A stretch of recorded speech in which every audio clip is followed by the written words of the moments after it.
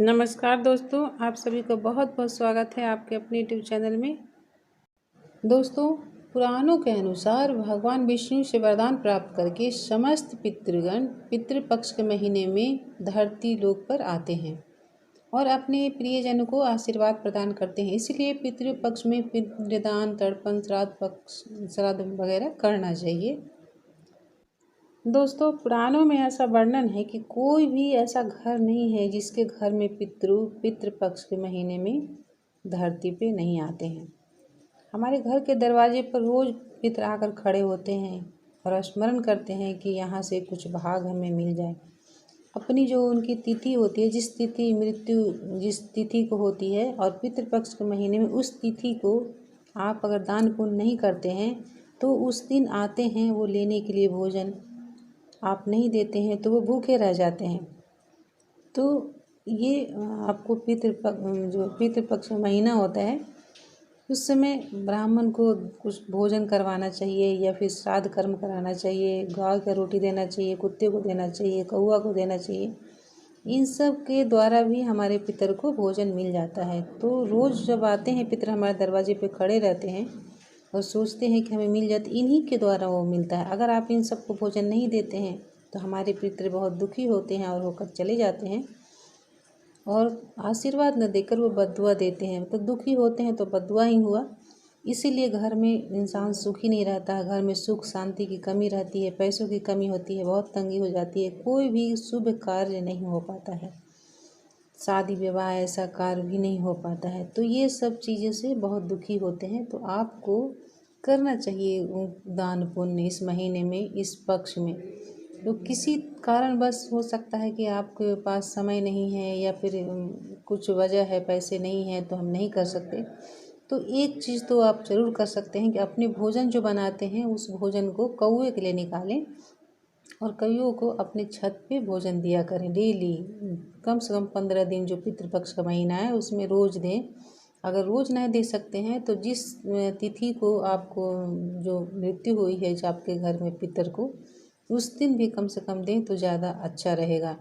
वैसे अगर नहीं मालूम हो किसी को कि कब क्या हुआ है, तिथि नहीं मालूम हो, तो जो अमावस्या आ रही है वो अमावस्या अभी जो पितृपक्ष में आएगी उस दिन आप भोजन दे सकते हैं। तो उससे भी आपको बहुत ही सुफल की प्राप्ति होगी। दोस्तों, हम सभी जानते हैं कि सबसे सुंदर पक्षी मोर है, पर आपको जानकर आश्चर्य होगा कि सबसे सुंदर पक्षी जो था वो कौवा था। दूध जैसा सफ़ेद था। कौवा बहुत ही मीठा बोलता था। कुछ ऐसी कहानी है जो हम अभी आपको बताएंगे। सफ़ेद कौवे पर पितृ बैठते हैं। पितरों के देवता आर्यमा नाम है उनका। वे इसी कौवे पर बैठते हैं और इसी कौवे पर बैठकर वो आते हैं धरती लोक में। तो ये आर्यमा ही मीठा जो कौवा था वो बहुत अच्छा बोलता था, मीठा बोलता था। लेकिन कहते हैं कि कुछ ऐसी कहानी है पुराणों में, जो वर्णन है वो हम बता रहे हैं। पुराणों में ऐसा वर्णन है कि एक दिन ब्रह्मा जी गया जी में यज्ञ रखा। ब्रह्मा जी ने कहा भगवान विष्णु से, हे प्रभु, मुझे गजासुर की छाती पर यज्ञ करना है। भगवान ने कहा ठीक है, करो। तो गयासुर इतने दयालु थे, वो असुर होते हुए भी इतने दयालु और पुण्यवान थे। वो एक बहुत ही अच्छे इंसान थे और असुर होते हुए भी उनकी प्रवृत्ति दान पुण्य करने की थी। तो भगवान नारायण ने कहा कि तुम्हारी छाती पर यज्ञ करना चाहते हैं ब्रह्मा जी। गया जी ने मान गए और कहा कि ठीक है प्रभु, आपकी जैसी इच्छा वही होगा। तो भगवान विष्णु ने कहा कि तुम नीचे सो, तुम्हारी छाती पर यज्ञ होगा। गया जी नीचे सो गया और ब्रह्मा जी यज्ञ करना शुरू किए। और ब्रह्मा जी ने कहा अमृत लाओ, इसकी छाती को अमृत से लीपना होगा। तो अब अमृत कहाँ से आए? अब अमृत के लिए ढूंढना है, भाई अमृत है कहाँ, इसीलिए अमृत को लेकर आओ। और अब अमृत लाने कौन जाए? तो कहा कि सबसे चतुर एक ही पंछी है, वो है कौवा। कौवा को बुलाया गया, कहा, और ब्रह्मा जी बोले कौवा को कि तू ही जा और जाकर कहीं से भी अमृत लेकर के आओ। तो कौवा ढूंढते ढूंढते परेशान रहा। एक दिन बीत गया, 2 दिन बीत गया, तीसरे दिन बीत गया, बहुत थक हार गया कौआ। फिर सामने एक अमृत का घड़ा मिल गया उसे। अमृत मिला। कौआ बहुत थका हुआ था और ढूंढते ढूंढते इतने समय बीत गए थे तो प्यास भी लगी थी कौआ को।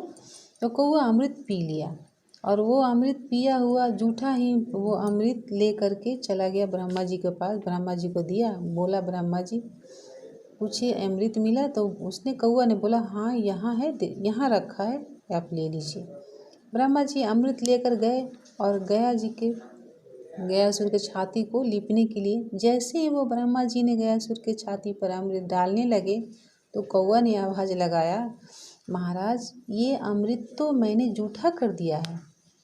अब सुनकर बहुत गुस्सा आया ब्रह्मा जी को और ब्रह्मा जी ने वो श्राप दे दिया कौए को।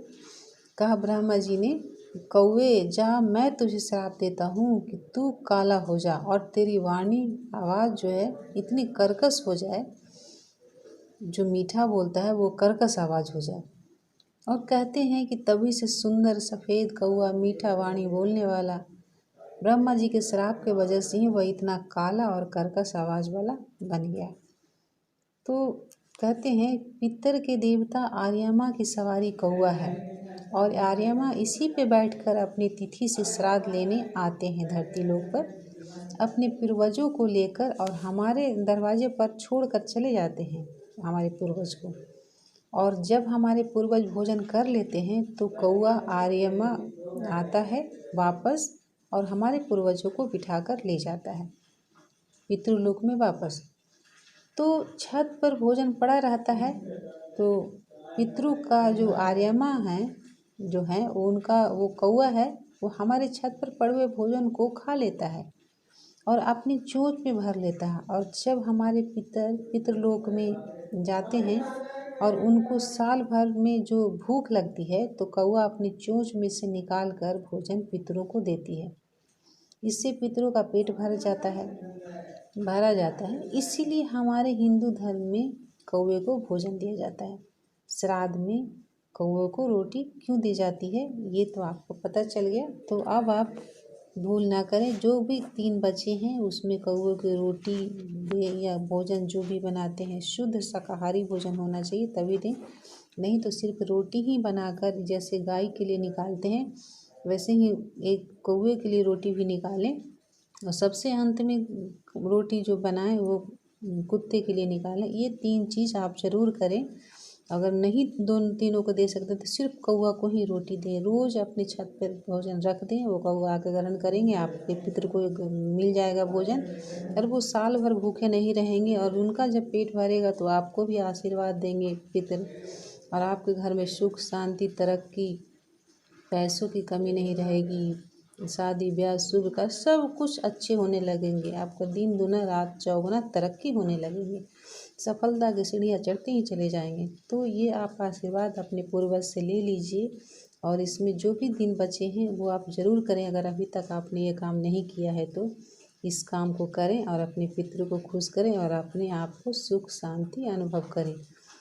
तो दोस्तों आशा है कि आपको ये वीडियो बहुत पसंद आया होगा। अगर आपको ये वीडियो पसंद आया तो लाइक शेयर एंड सब्सक्राइब ज़रूर करें, बेल आइकन ऑल पे प्रेस ज़रूर करें ताकि ऐसी वीडियो अगर हम बनाएं तो नोटिफिकेशन सबसे पहले आपके पास पहुंचे।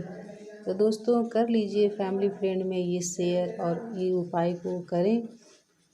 आपको वीडियो देखने के लिए बहुत बहुत धन्यवाद।